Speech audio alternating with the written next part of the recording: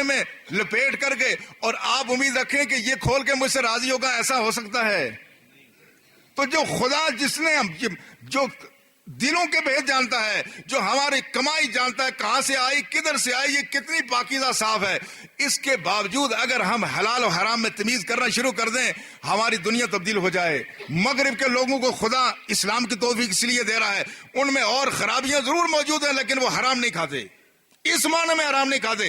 جس آدمی کی جہاں ڈیوٹی ہے وہ اپنی ڈیوٹی پورے فرض شناسی سے کرتا ہے۔ میں ایک واقعہ معمولی سا عرض کرتا ہوں، آپ ان لوگوں کی سوچ دیکھیں۔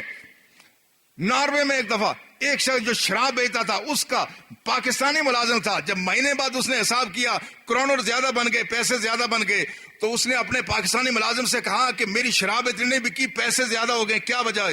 اس نے آ کے دیکھا، اس نے کہا تم شراب ڈال کے دیکھو تو میں دیکھتا ہوں کہ کیا وجہ ہے۔ اب وہ جو اوپر سے ڈالتا شراب تو اس میں جاگ آ جاتی تھی، اس نے شراب دی کم، پیسے زیادہ لے لیے۔ جو پیسے زیادہ لے لیے، اب اس غیر مسلم کو آپ دیکھیں، ان کی تربیت ایسی ہوئی، اس نے کہا یہ جو فالتو پیسے ہیں یہ میں نہیں لے سکتا، تم لے لو۔ تو جو شراب کو جائز سمجھ کر کے بیچتا تھا، جو خدا پر یقین نہیں رکھتا تھا مگر ان کی تربیت ہے، اس نے کہا چونکہ یہ پیسہ میرا نہیں ہے، تم چاہو تو تم لے لو، مگر وہ اس کے لا الہ الا اللہ محمد رسول اللہ پڑھنے والے نے لے لیا۔ معاذ اللہ معاذ اللہ، ہم دین کے دامن پر دبا ہیں، داغ ہیں۔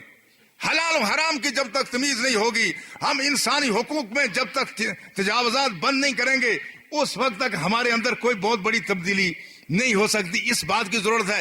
حضرت ابوبکر صدیق رضی اللہ تعالی عنہ، جن کا 2 دن بعد وصال ہے، ان کی جو عظمت ہے، اور افضل البشر بعد الانبیاء جن کو کہا جاتا ہے، ان کی صورتحال یہ تھی کہ جب وہ اپنی زندگی کے آخری لمحات ہیں، حضرت عائشہ کو بلا کے کہا، عائشہ دیکھو یہ جو اونٹ ہے جس کا ہم دودھ پیتے تھے، یہ میرے پاس ایک پیالہ ہے بیت المال کا، یہ چادر میں اوڑا کرتا تھا، یہ سارا کچھ بیت المال کا تھا، پہلے میں مسلمانوں کی خدمت کرتا تھا تو میں اسے استفادہ کرتا تھا، اب میں چونکہ اب اس خدمت کے قابل نہیں رہا، میں دنیا سے جا رہا ہوں، میرے مرنے کے بعد یہ سارا مال، اونٹ، پیالہ اور ایک چادر، یہ عمر فاروق کو واپس دے دینا، چونکہ ہم مسلمانوں کا کوئی کام کرنے کے قابل نہیں رہے ہیں۔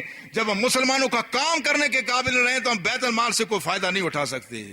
اور وہ ابوبکر صدیق اپنی زندگی کے 807 دن جنہوں نے حکومت کی، اپنی زندگی کے آخری 3 گھنٹوں کے علاوہ ساری زندگی انہوں نے ملت کے لیے وقف کر دی۔ 3 گھنٹے صرف وہ ملت کا کام نہیں کر سکے اور اس کے بعد دنیا سے تشریف لے گئے۔ یہ ہمارا وہ تصور تھا۔ آج اگر یہ تصور قائم ہو جائے، ہم چھوٹے بچے کو حلال حرام کی تمیز بتا دیں، ہم اچھے برے کی تمیز بتا دیں، ہم جائز ناجائز کی تمیز بتائیں، خود بھی ایسا کریں، انشاءاللہ جہاں پر بھی کوششیں ہوں گی وہاں پر بھی بہار آئے گی۔ کبھی مایوس نہیں ہونا ہے۔ ملت یہ مایوس ہونے والی ملت نہیں ہے۔ جب بھی جتنی کوشش کریں گے، ان تنصر اللہ ینصرکم، تم خدا کے دین کی مدد کرو، خدا تمہاری مدد کرے گا۔